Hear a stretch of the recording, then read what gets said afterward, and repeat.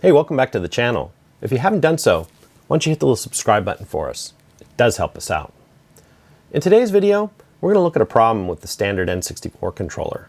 It was a great design with optical encoders and very fine resolution, but mechanically, they weren't such a good design. There's a bottom cup that wears out, and over time, they just get sloppy and almost useless. But there are a few options on the market that fit very well and will replace a completely worn out OE controller. The only downside is the resolution isn't as good, but it will get your controller back up and running. So stick around and we'll show you how to get it done.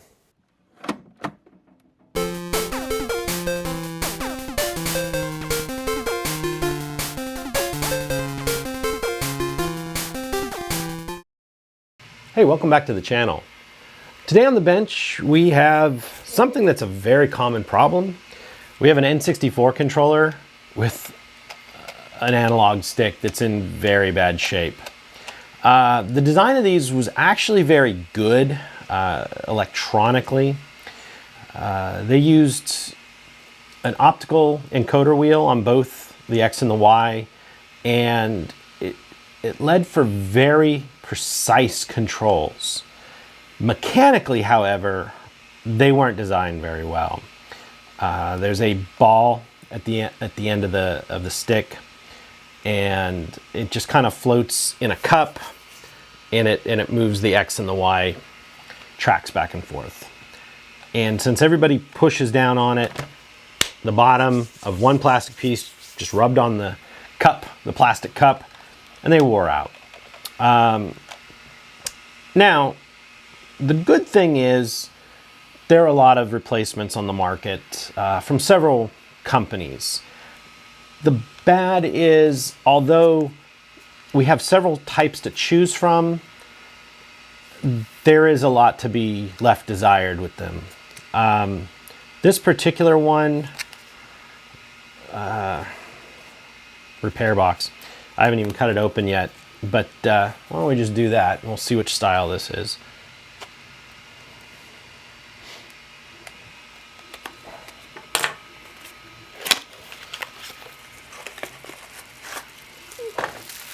This is not an endorsement by any means, so. Okay, this is the better of the two. This is more the OE style. You can see down there that it's the same type of stick. The problem is they use two potentiometers to figure out the position of the stick.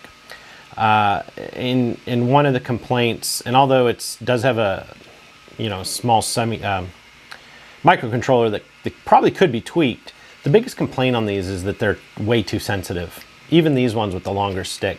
There's another style that's more of people call it the GameCube style.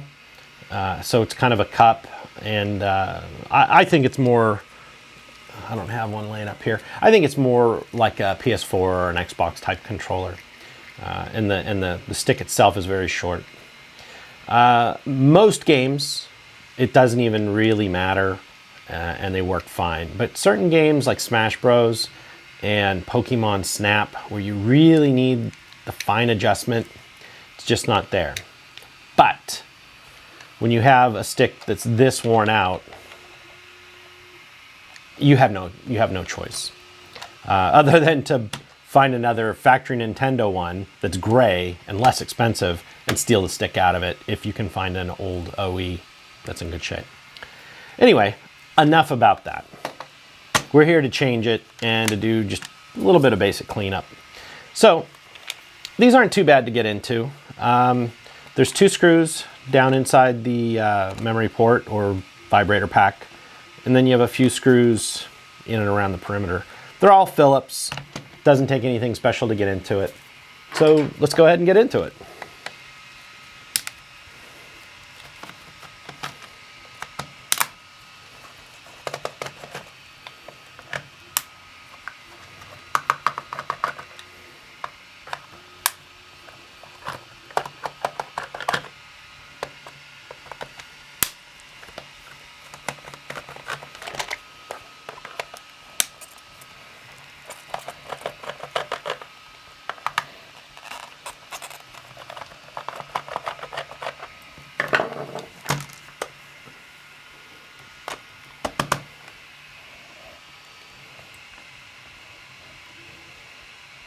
By the looks of this has never been apart, which is good.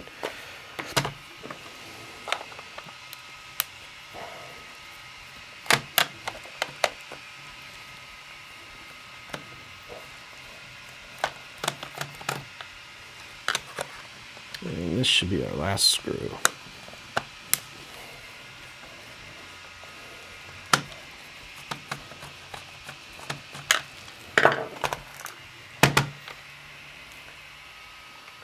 The plastic ones around the base are typical plastic screw. The two up around the cartridge port, or the the game port, they're machine threads. So there we go. And this one was stuck, but usually they come apart a little easier. So we'll just set some of these other parts aside for now. I don't know what's been in this. It looks like little chunks of wood. Okay, so here's our joystick.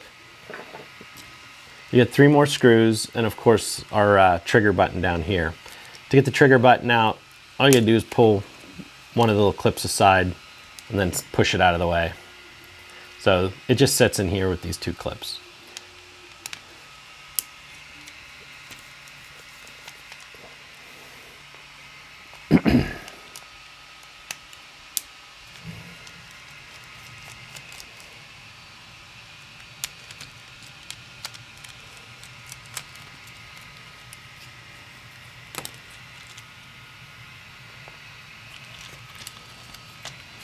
And then give the plug a wiggle and it comes out. We'll actually take this apart in just a minute and I'll show you the internal workings. But since we're in here, you can lift the main board out and you can see it's dusty and a little bit dirty in there.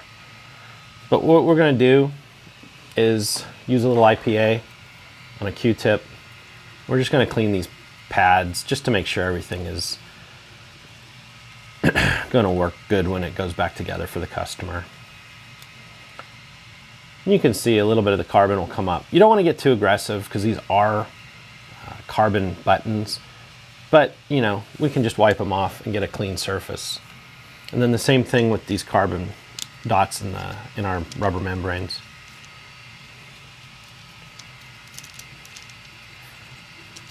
Also, if there's any buttons sticking, this is a good time to go ahead and clean them up.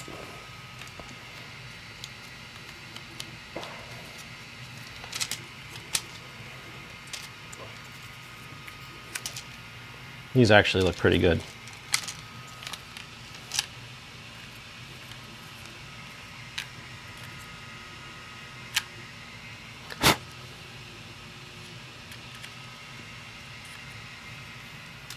Don't forget our start button. You can see, you know, how much dirt comes off our buttons.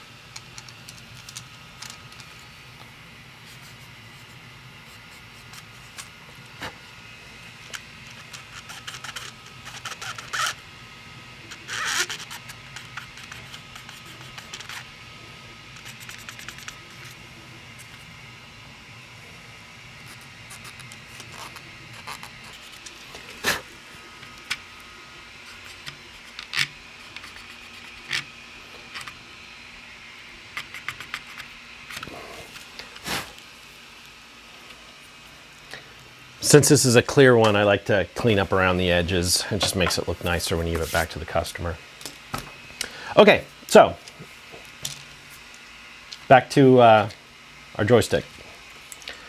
So we can set, now that our buttons are clean, we can set our main board back in, route our wire, you can see here. Make sure our buttons are in place. You can take the membranes off of these also and clean underneath them if you need to.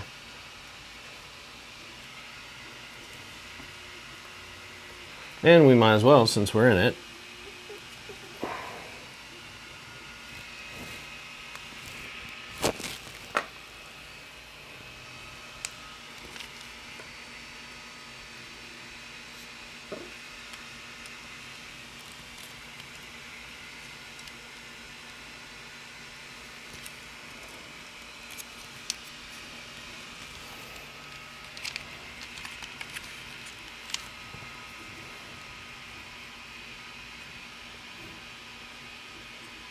And if these get too worn, I mean, you'll be able to see on the rubber pad. If they get worn, then they should probably, the rubber pad should be replaced.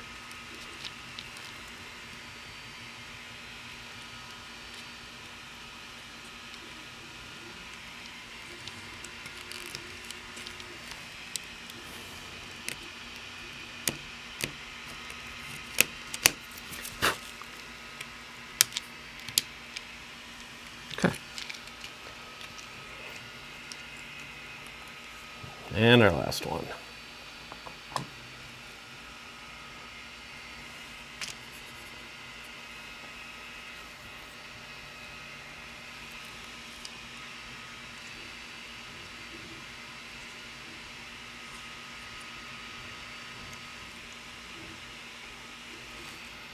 Okay.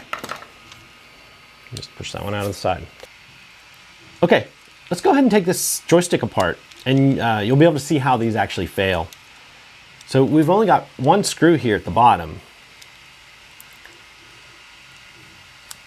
And we don't want to tear up a little screwdriver. Okay. A number 1 Phillips is fine. You don't need to go smaller.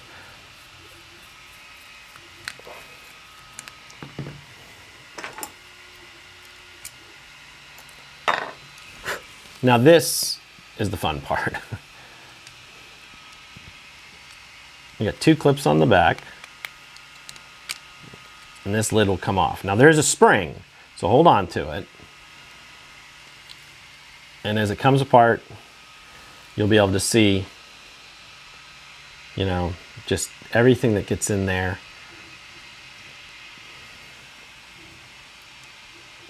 And here's our 2 gates. And now watch this.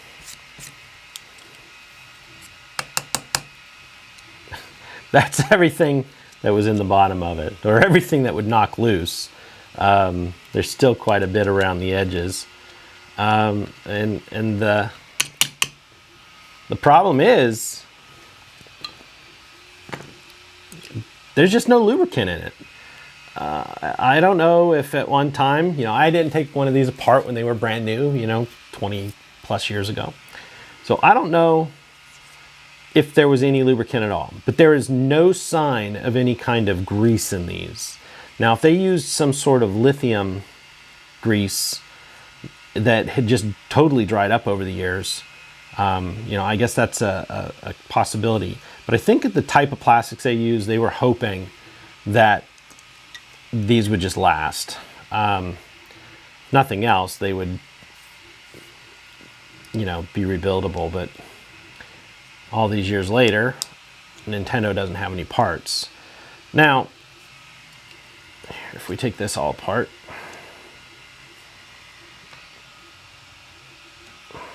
there we go.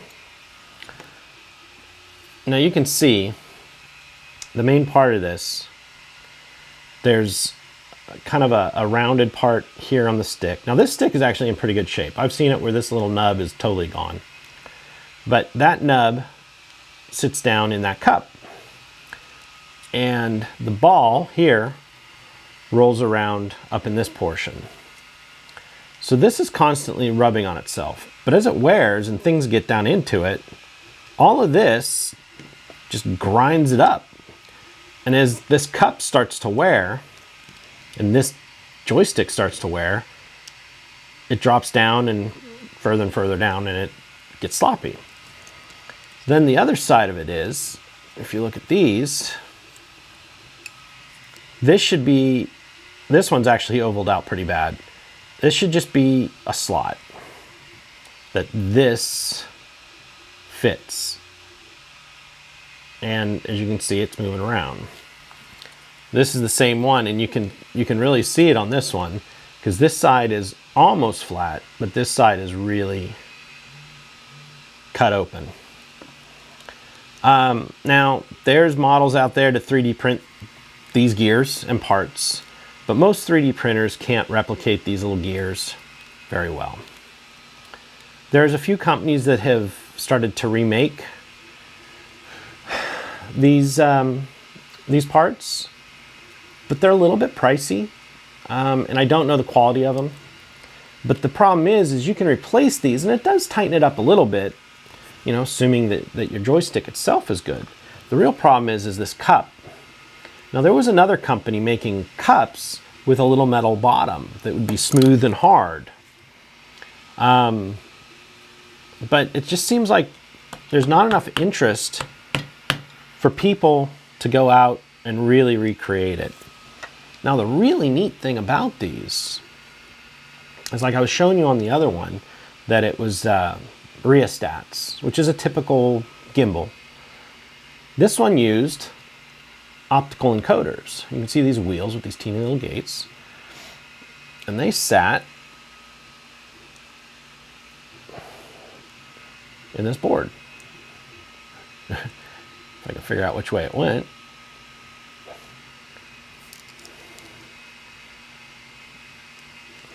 It went in to the top. So it definitely didn't go in that way. It went in this way. There we go. So it sat there like this. And in each one of these is a LED and a photo transistor. And it could actually read the resolution of this wheel. And you can see there's a little gear there. And these gears sat there and ran that wheel back and forth. So what I think happened is Nintendo said, we don't want a rheostat that's going to wear out, because they do wear out. I change the gimbal, the little gimbals on, let's see, he's sitting here right now. Again, I change the little gimbals out on PlayStation 4 and Xbox controllers all the time, and that's the part wears out. So I think they did this and said, hey, look, it's not going to wear out. These are going to last. The problem is mechanically they just wore out. But on that point, I mean, this controller is, 25 years old, roughly, when the N64 come out, end of the 90s. So, 20 plus years. But yeah, so that's it. That's the problem with these and why they wear out. I'll keep these parts around because sometimes people just want the OE. And if I can find a good source for these two parts here, this one isn't too bad. The cup isn't awful and the stick is in pretty good shape. So in this particular one, this is why they're so sloppy. But anyway, let's get back to the install. Okay, so here's our new joystick. It should be a direct replacement. But remember, you gotta pick it up off the table for that stick to have somewhere to go. And yeah, this one fits really pretty good. Some of the early ones for the N64, they didn't fit so well. Sometimes you had to trim a little plastic to get them to go down inside, or you just had to really give them a push to snap into place. But over the last few years, they've really refined them.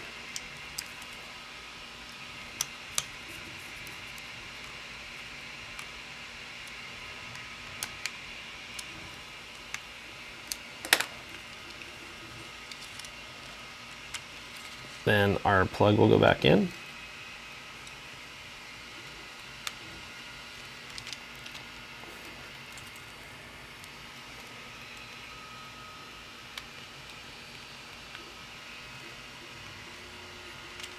It seems pretty tight.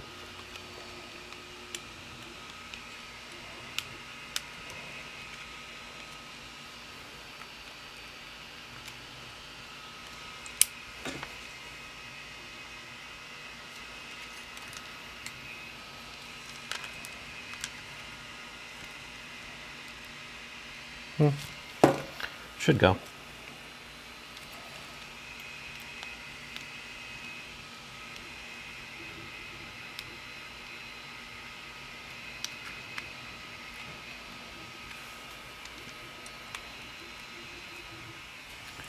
Perhaps we need to be a little bit more persuasive. There we go. Sometimes a new plug could just be tight. Okay, and then our trigger button will go back down into these clips. And just like this. Now, one thing I've noticed, we'll have to check it on this one. Need to put our triggers back into place.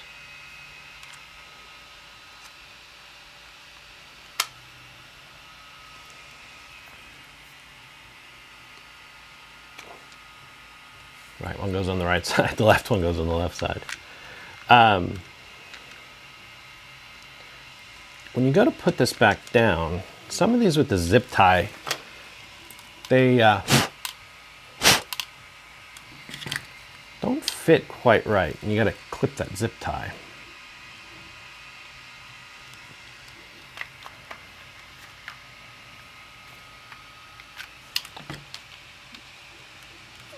You got to watch where the wires are routed also.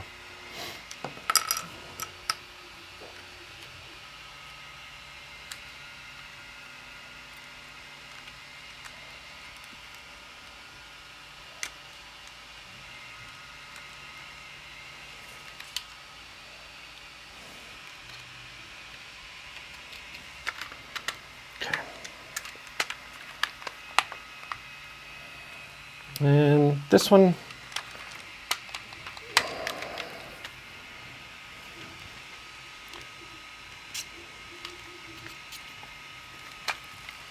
something's hanging up.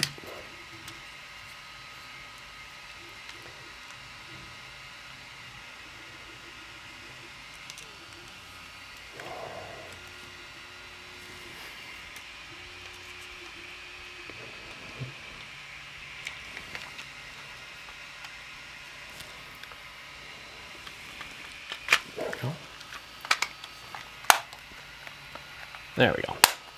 Okay. Actually, this clear one's kind of nice. I can show you. Let me clean off this dirt.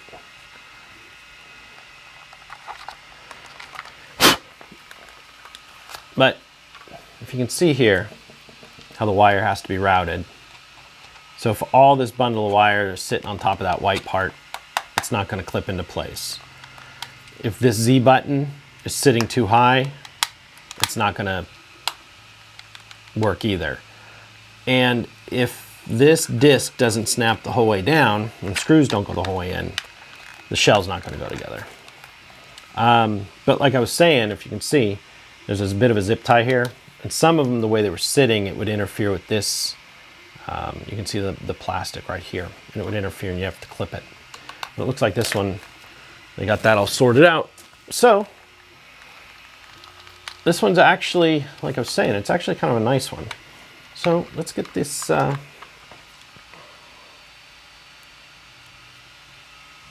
together.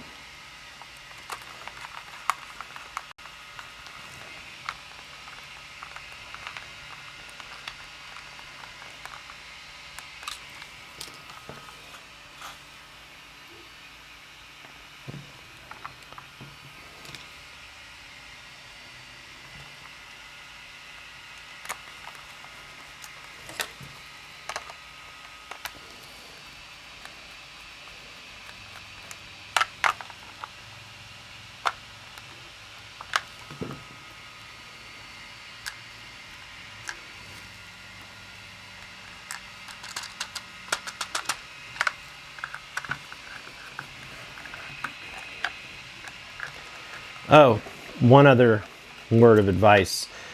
These, some of these shells are getting fragile because of their age. So if you've got a screw that's not quite dropping into place, don't force it. Or if it seems tight, put the screwdriver in, back it out till you hear a click, and then run it in. It'll hit the old threads and it won't stress the plastic as bad. It seems like the dark gray ones are the worst. The light gray ones aren't so bad, and these clear ones don't seem to have a big problem with it. But I don't know if it has to do with just the plastic, the production days, or what. So anyway, that's it. The joystick's in, none of our buttons are sticking. They're all working just fine. And this one's ready to go back to the customer. If you have any questions or comments, why don't you go ahead and put them down below. And I've been responding to everything that I see come through. And I do appreciate everybody who watches and subscribes. Thanks for joining me. We'll see you next time. Bye.